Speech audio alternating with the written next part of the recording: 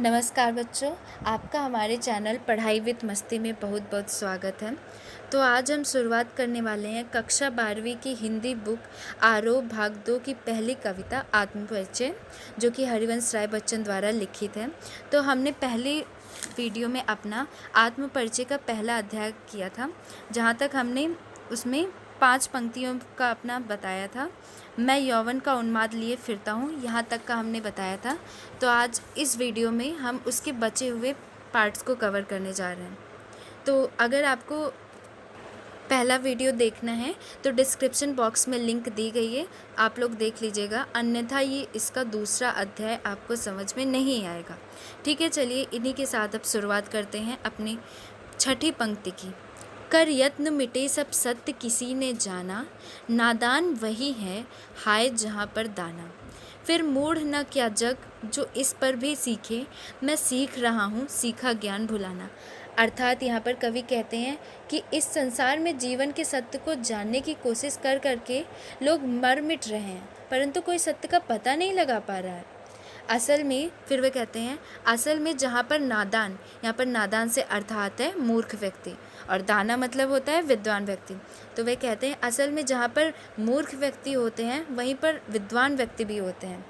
फिर वे कहते हैं कि ऐसे में उस संसार को मूर्ख ही कहना चाहिए जो सीखने के प्रयासों में अभी भी लगा हुआ है। और फिर वे लास्ट लाइन में कहते हैं, मैं सीख रहा हूँ सीखा ज्ञान भुलाना। अर्थात उनके पास जो ज्ञान है, उनके पहले वाले ज्ञान है, वे उन्हें भी भुलाना चाहते हैं। 7वीं पंक्ति हम शुरुआत करते हैं। मैं और जग और कहाँ का नाता, मैं बना बना कितने जग रोज मिटाता।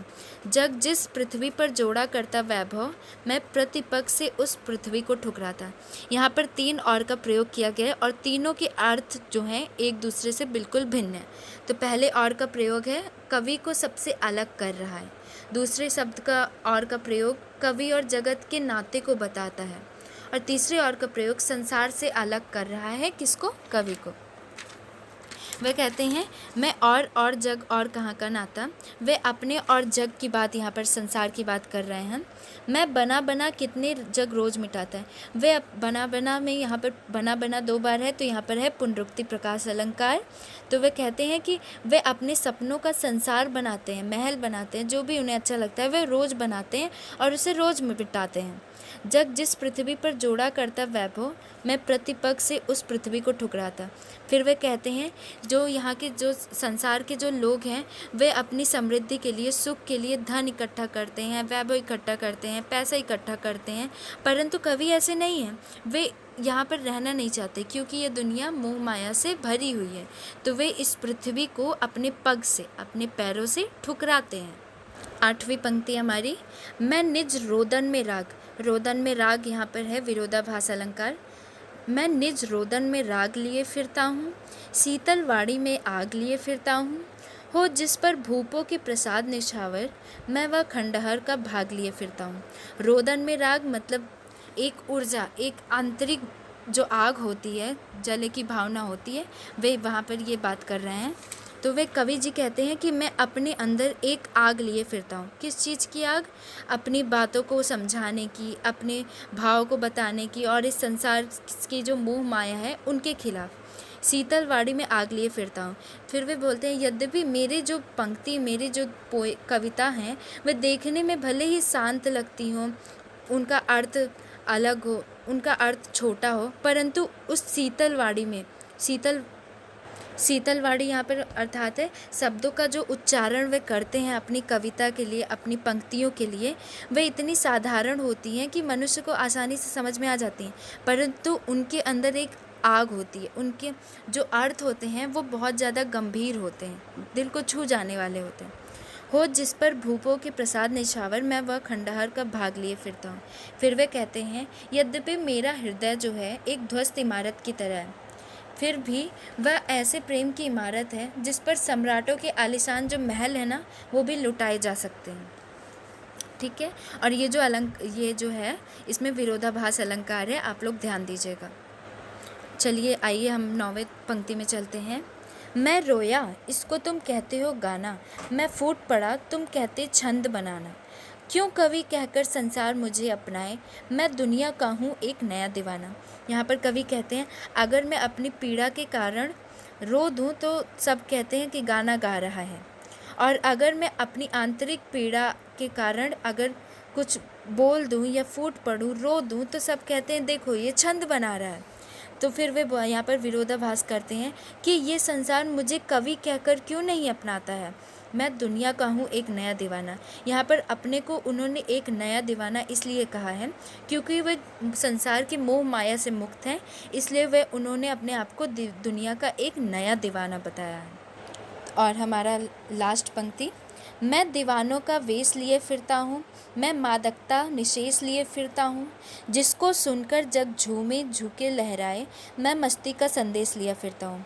यहाँ पर कवि कहते हैं कि मैं अपने अंदर एक दीवानों का वेश लिए घूमता फिरता हूँ, मैं अपनी भावनाओं और विचारों को कभी ख़त्म नहीं होने देता। मादकता मतलब होता है प्रेम का नशा, जुनून, विचार, भाव, और जिसको सुनकर जग झूम झुके लहराए, मैं मस्ती का संदेश लिए फिरता हूँ।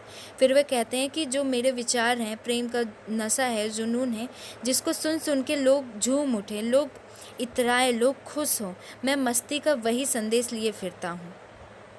तो चलिए इसी के आगे हम शुरुआत करते हैं। दिन जल्दी जल्दी ढलता है, हो जाए न पथ में रात कहीं, मंजिल भी तो है दूर नहीं, यह सोच थका दिन का पंथी भी जल्दी जल्दी चलता है, दिन जल्दी जल्दी ढलता है। यह जो पहली पंक्ति है हमारी, ये मुसाफिर के लिए है। मुसाफिर मतलब राहगीर के लिए। तो चलिए शुरुआत करते हैं। हो जाए न पथ में रात कहीं, मंजिल भी तो है दूर नहीं। यहाँ पर कवि कहते हैं कि वे अपना कार्य ख़त्म करके घर की ओर जा रहे हैं, अपनी मंजिल की ओर जा रहे हैं, तो उन्हें एक चिंता सताई रहती है, एक डर सताई रहती है कि वे अपने घर टाइम से पहुंच पाएंगे या नहीं, अर्थात उन्हें जाने में देर ना हो जाए, उन्हें अपनी मंजिल को पहुंचने में देर ना हो जाए, रात ना हो जाए। वे इस चिंता में डूबे रहते हैं। यह सोच थका दिन का पंथी भी जल्दी जल्दी चलता है, और यह सोचते ही कि वे देर ना हो जाए, उन्हें मंजिल अपने घर पहुंचते पहुंचते रात ना हो जाए, तो वे दिन भर की जो थकान रहती है, जो कार्य वो किए रहते हैं, जिसके कारण वे थके रहते हैं, उनको सबको भुला के उनके पैर जो है ना वो जल्दी जल्दी चलने लगते हैं। दिन जल्दी जल्दी ढलता है। फिर वे बोलते हैं इसी प्रकार दिन हमारा जो है वो जल्दी जल्दी ढलता है। यहाँ पर जल्दी जल्दी में है पुनरुक्ति प्रकाश अलंकार, और ये जो पूरी पंक्ति है ना, ये गतिशील बिंब है। ठीक है, गतिशील मतलब होता है जो एक गति में चलती रहती है ना, उसे गतिशील बिंब बोलते हैं। तो यहाँ पर गतिशील बिंब है। दूसरी पंक्ति हमारी, बच्चे प्रत्याशा में होंगे, नीड़ों से झांक रहे होंगे, यह ध्यान परों में चिड़ियों के भरता कितनी चंचलता है, दिन जल्दी जल्दी ढलता है। हमारी जो दूसरी पंक्ति है वो पक्षी के लिए है, पक्षियों के लिए है कि पक्षी, आपने देखा होगा कई बार सुबह सवेरे सवेरे वे अपने एक झुंड के साथ वे चली जाती हैं अपना खाना वगैरह ढूंढने के लिए, तो उनके जो बच्चे रहते हैं वे पूरे दिन घोंसले में अकेले ही रहते हैं, तो उन्हीं के लिए है बच्चे प्रत्याशा में होंगे। अब वो पक्षियाँ सोच रही हैं कि हमारे जो बच्चे हैं घोंसले में, वो हमारी आशा देख रहे होंगे, हमारी राह देख रहे होंगे, नीड़ों से झांक रहे होंगे, वे नीड़ों से झांक रहे होंगे। नीड़ों मतलब होता है घोंसला, घोंसले से झांक रहे होंगे कि हमारे मम्मी पापा आए कि नहीं। यह ध्यान परों में चिड़ियों के भरता कितनी चंचलता है। फिर वे कहते हैं कि ये जब ध्यान आता है कि उनके बच्चे घोंसले में अकेले हैं, भूखे हैं, तो ये चिड़ियों के अंदर एक जोश भर देता है, जिसके कारण वे जल्दी जल्दी फिर आने की प्रयास करती हैं, और इसी प्रकार दिन जल्दी जल्दी ढलता है।